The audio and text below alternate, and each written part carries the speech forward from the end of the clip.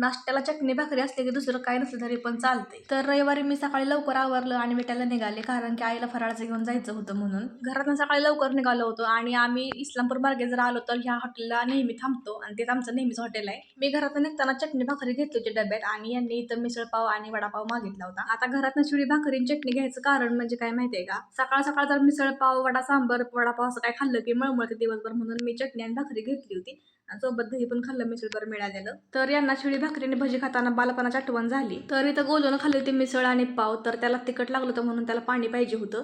आता मी घेतलं चटणी आणि चपाती खायसाठी. अशी चटणीत मुरलेली चपाती खायला वेगळीच मजा आहे आणि ही चटणी माझी केलेली नाही, तिखट लागत नाही, त्यामुळे काही काळजी करू नका. आमचा नाश्ता करून झाला आणि आम्ही आलो विट्याला. घरी आल्यावर मी आईला साडी दाखवली, पप्पा काय गावाला गेलते त्यामुळे कपडे पप्पांना दाखवले नाहीत. आता चहा करायचा नंबर विशालकडे आलता, कारण विशालची बायको नाही ना अजून आली.